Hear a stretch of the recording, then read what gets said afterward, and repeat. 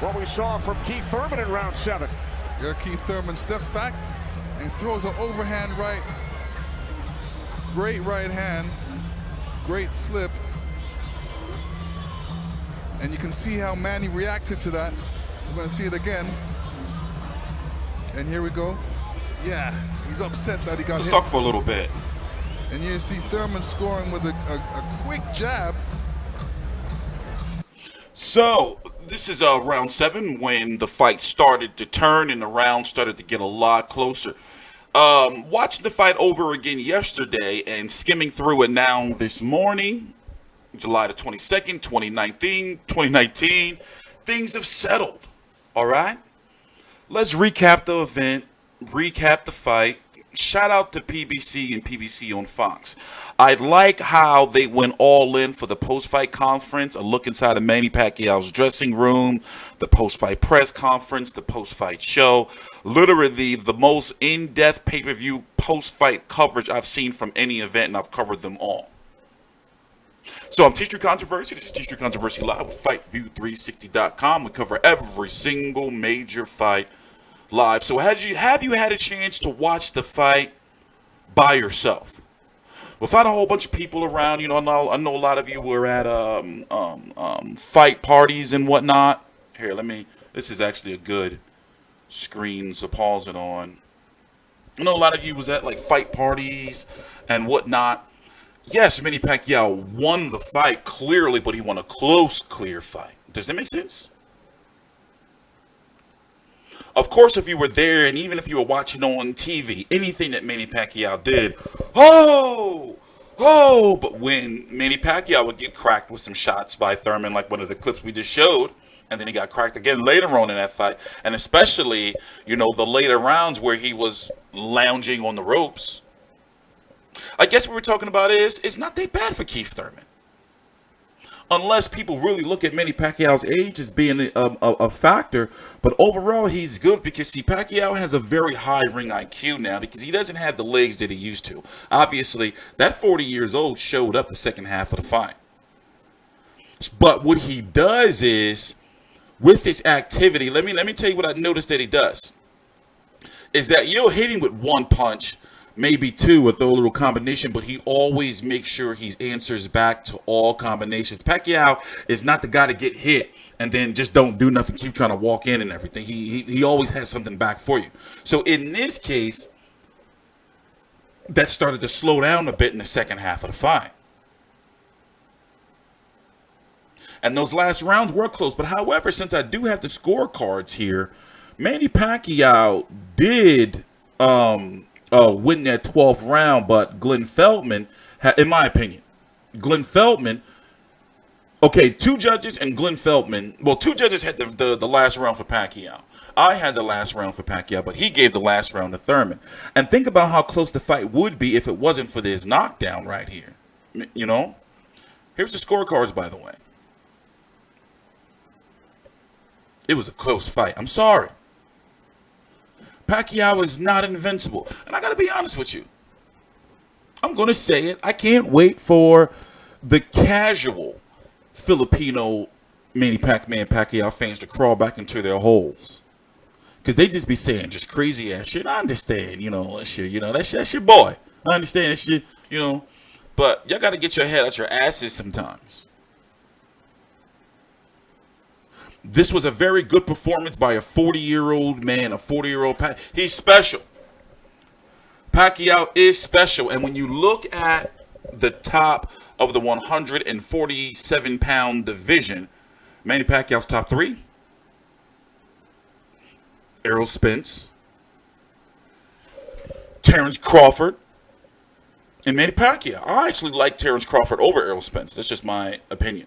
Now, the reason why I say here, okay, well, I guess let me pull up the rankings. I think that Manny Pacquiao can beat Danny Garcia.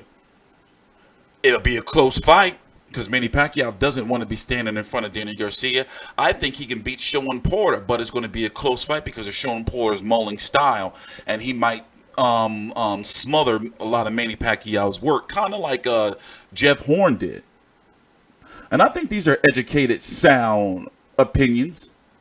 See, he doesn't have Like, he still has the hand speed. Pacquiao's hand speed is there. The explosiveness is there, but it's in bursts now. And not as high of a frequency of bursts as it used to be. If that makes sense. It's early here. So here, let's look at it, right? Sean Porter and Errol Spence, I got a whole video coming up on that next, are fighting September the 28th on pay-per-view. Pacquiao's going to be there, he says.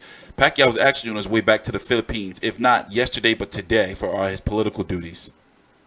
You got Dennis Garcia. We don't know what he's doing. He was heavily rumored to be fighting Mikey Garcia, but that seems to be off as Mikey Garcia is positioning towards the zone, and there seems to be no more pay-per-view spots left right now, with Wilder Ortiz being in Spence Porter being the end of September, so you might as well see this October, and then Wilder Ortiz 2 being supposedly in November. So he already beat Jesse Vargas, right? Who else outside of Sean Porter and Danny Garcia would give Pacquiao a tough fight, but he will likely win? Don't get me started on Amir Khan's lying ass. Once I heard the date, November the 8th, and you guys over in the Philippines, please help me out. Manny Pacquiao, can he fight on November the 8th? Because isn't the holiday or winter break or whatever it is for the politicians over in the Philippines doesn't start around December or so? Manny Pacquiao's been talking about it for a long time. Even in the post-fight interview, which we're going to go back and listen to in a minute, he was saying, he can't fight this year. It's likely more January. Because the reason why it's likely won't be December is they don't like scheduling fights or pay-per-view fights around the holidays, especially if it's not the first week of December. But I don't think Pacquiao has off the first week of December. So, let me get that off of there. So,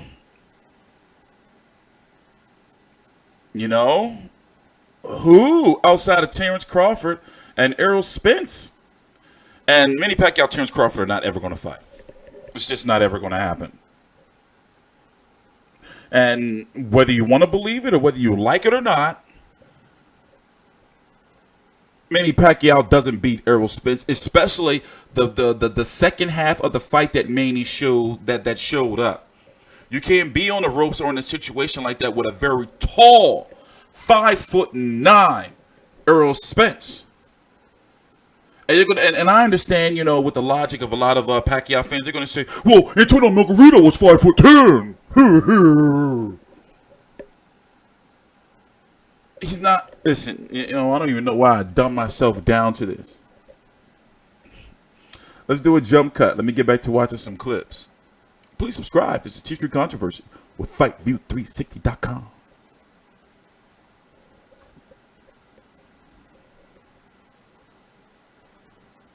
His offense both to the body and to the head. He has a good momentum. Always flicking out his right hand. That always precedes. It's that body shot. Oh boy, there's a headbutt. Either that or a punch, but it may have been a headbutt. I missed it.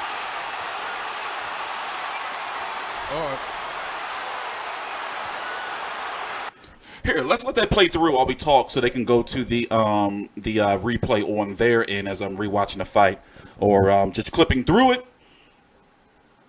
Keith Thurman's body has become a liability. A lot of fighters are going to be focusing on that, and I wonder what it is that he can do. He just hit Pacquiao with a good body shot, and for the most part, he was doing very well this round, and he did recover well. He didn't go down, even though that body language, you can tell the way he backed off in his arm, like he wanted to kind of drop it a little bit. Adrian Broner said that he thought he was going to quit, but don't get me started on Adrian Broner. That makes a good fight, though. Adrian Broner versus Keith Thurman. I heard the Boxing Voice talking about that yesterday, which that does make sense. But Adrian Broner is supposed to be fighting Ivan Redkach? Redkach? What the fuck? But he got to get a fight. He got to get a win on the record. And, I can't give Adrian Broner no shit because he does fight everybody. You never really hear him ducking. You never hear, well, I want to fight Adrian Broner. Adrian Broner want to fight me. You never hear that. Let's see here. Let's look at that body language, Keith. After the body shot, so far so good. Let me turn it up. On the championship rounds. Breathe first. I love my job, man.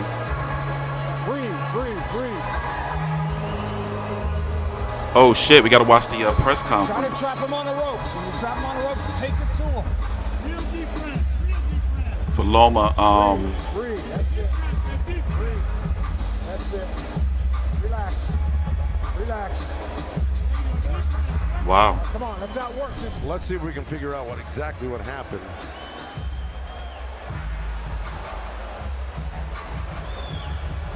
Oh, body language is showing me that was a body shot. Yeah, Look, and he took the mouthpiece out. it didn't look like a horrible headbutt. It looked more like a He had to body breathe. shot, the way Thurman reacted to it. And we saw Thurman take out his mouthpiece.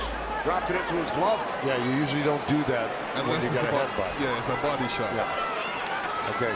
Well, you heard Dan Birmingham tell him you got to get him on the rope. So what we've been saying and advising.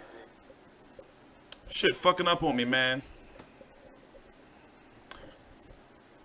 He had to Looked breathe. Like a horrible headbutt. It looked more like a body shot, the way Thurman reacted to it. And we saw Thurman Jeez. take out his mouthpiece. So, yeah. You know, honestly, I don't really care for Pacquiao Khan. I don't care for it.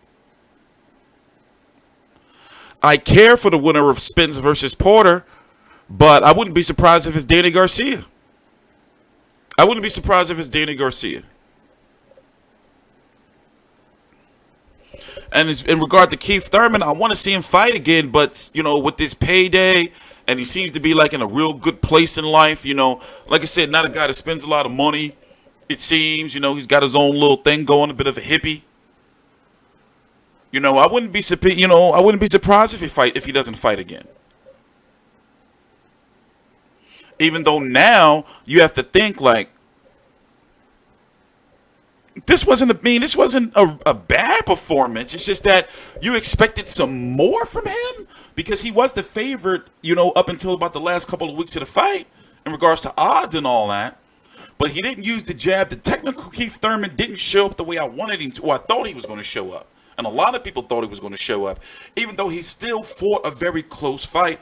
And he showed hard. He, you know, caught with the body shot, didn't go down, didn't quit. You know, he had a rough first half of the fight, and then the second half of the fight, he started turning up on Pacquiao. But nonetheless, he lost the fight.